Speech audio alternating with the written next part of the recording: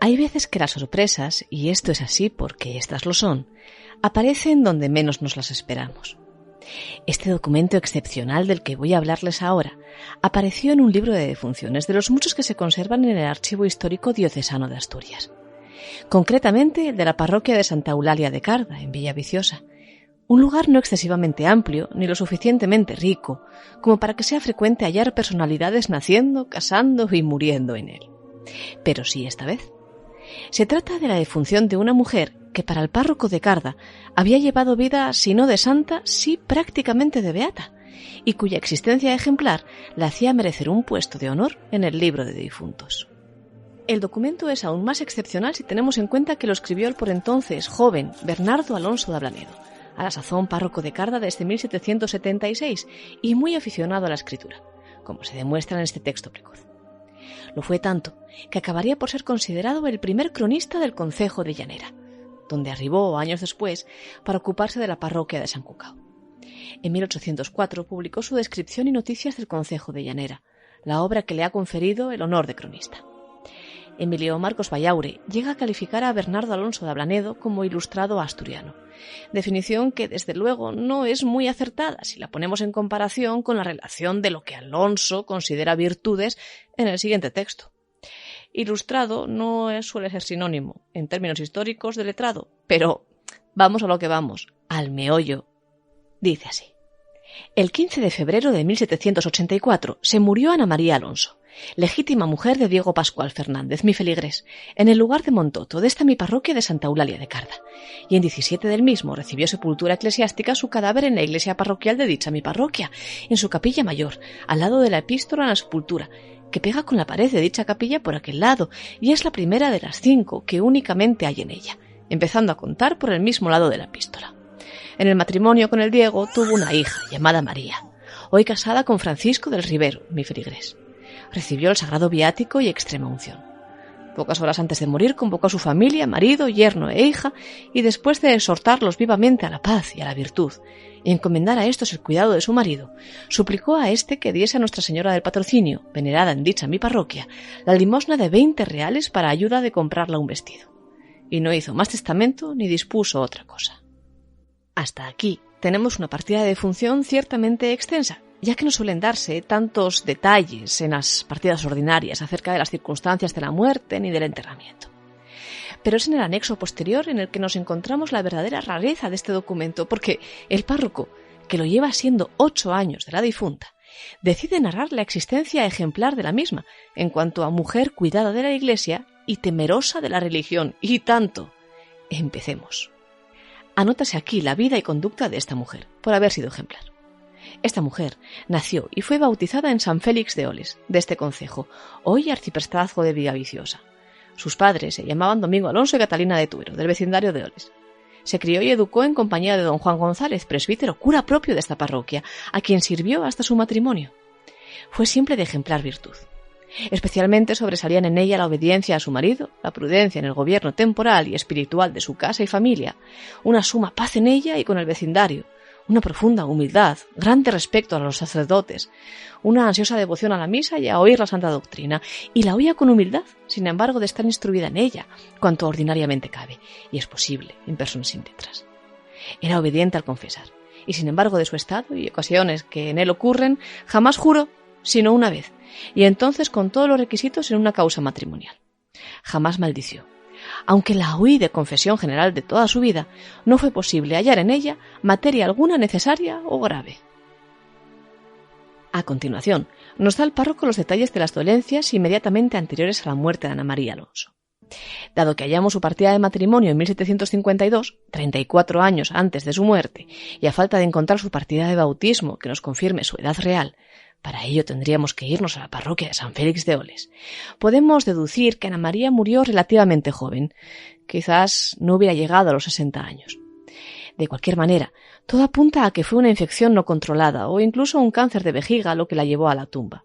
Nos refiere el cura a unos intensísimos dolores al orinar, tan intensos que llegaban a hacerle perder el sentido, llagas en la zona genital y además que aquellos problemas de salud no eran nuevos. Por espacio de 2 años antes de su muerte, padeció con paciencia intensísimos dolores de mal de orina, hasta quedar toda llagada, y mucho tiempo antes padeció y sufrió lo mismo, aunque con menos dolor, pero con la misma paciencia. Y solo le faltaba para la más heroica paciencia el grado de gozarse en sus trabajos y dolores, y aunque, según su irracional apetito y voluntad inferior, lo sentía, y quejaba en sus 2 últimos años, porque en ellos llegaron a serle muy intensos, tanto que varias veces la imposibilitaban para toda acción humana y la dejaban sin uso alguno de la razón. No obstante, siempre conservó en ellos una buena conformidad con la voluntad de Dios y una resignación amorosa, según su voluntad y apetito racional o superior. Ana María, obviamente muy frecuentadora de misa y de confesión, mostraba tal humildad hacia su persona que solía negarse a que le fuera suministrada la comunión, por no considerarse digna de ella. Solo la tozudez del párroco acababa convenciéndola de ello. Finalmente entregó su alma a Dios en actual ejercicio de las virtudes, en que se hallaba bien instruida y en que en su vida vivió siempre ocupada. Tal era su conducta, que no tenía frivolería alguna de las comunes a las gentes o almas comúnmente graduadas de beatas. Frecuentaba los sacramentos en mayor frecuencia cada 15 días y por lo ordinario cada mes, y eso con mucha humildad, reconociéndose indigna de llegar a ellos, y muchas veces llegaba a la comunión por obediencia únicamente al confesor, y así todos la veneraban y respetaban y admiraban su virtud, especialmente su misericordia y compasivo corazón, para con todos los que para algún socorro la buscaban y hallaban siempre en cuanto permitían sus cortas facultades. En tanto en cuanto la declaración de santidad correspondía y corresponde aún, y de forma bastante compleja además, exigiendo además la consecución de 2 milagros, o en su defecto un milagro y haber muerto como mártir, tan solo al sumo pontífice, nuestro párroco desea dejar claro en el siguiente párrafo que no quiere con este texto incurrir en aquello en lo que no le llaman, sino tan solo, únicamente, destacar las virtudes de Ana María Alonso. Nadie extraña mi extensión en su cláusula de difunta, porque si en cualquier comunidad de religiosos, cuando muere alguno de singular virtud, se anota su vida, habiendo fallecido esta mujer en esta comunidad de mi parroquia, me pareció no importuno dar razón de su vida para en los futuros tiempos, por haber siempre en los 8 años que fui párroco notado en su conducta que reinaba Dios en su alma con más que ordinaria presencia, según llevo expuesto. Y eso según y en mi muy limitado juicio, que someto y rindo al de Dios y la Iglesia, y no es mi ánimo de graduarla de santa, sino únicamente exponer aquí mi tal cual juicio cerca de su vida. Lo firmo en mi casa de habitación a 17 de febrero de 1784. Pero no acaba aquí la cosa. El párroco se lo piensa mejor tras firmar y añade un último párrafo, el más interesante sin lugar a dudas.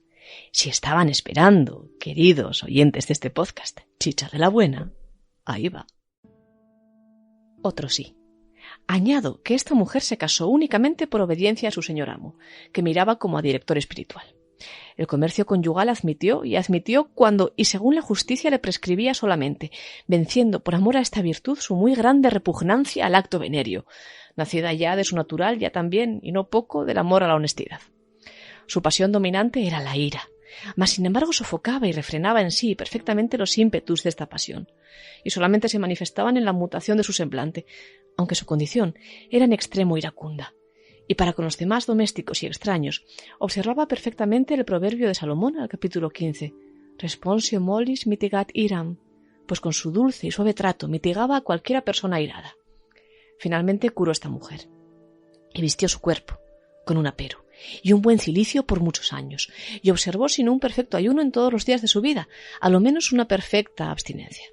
Así me consta por haber sido de 8 años acá su párroco y confesor, y tenerla por vecina, muy inmediata a mi casa de habitación. Lo firmo dichos día, mes y año. Es decir, que a la buena Ana María el acto carnal le causaba tanta irritación que pasó no pocos años con la ira amargándole el semblante, hasta que, finalmente, y presuponemos que cuando cumple con su objetivo de dar heredera al matrimonio, se encierra en la más absoluta castidad y culto al dolor. Y es que el uso del cilicio, entendido como una túnica de áspera tela raída y sucia que irritaba la piel y generaba por su inmundicia frecuentes erupciones cutáneas, siempre había sido muy polémico. Hubo eclesiásticos que desaprobaban su uso por creer que aquello favorecía a la vanidad de quien, atormentado por voluntad propia, escapaba al común de los mortales para erigirse en adalid del sufrimiento. Ana María usaría el cilicio y la abstinencia seguramente para prevenir la lujuria, aunque hubiera hecho escasa gala de ella anteriormente. Pocos años después de la muerte de la Santa de Carda, Joseph Faustino Cliquet, cura matritense y doctor en teología, publicaba en su La flor del moral, en 1791, todo un compendio de recomendaciones antilíbido, entre las cuales se encontraban, claro, el uso del cilicio y una cama dura, para macerar las carnes y sujetarlas al espíritu, y el ayuno, puesto que, y en palabras de San Gregorio, el consumo de carne y de vino calentaba el ánimo y los corazones. Y eso, el calentarse una misma el corazón, vayan a decírselo, si no, nuestra buena Ana María no era cosa de buena cristiana. No, al menos en el siglo XVIII.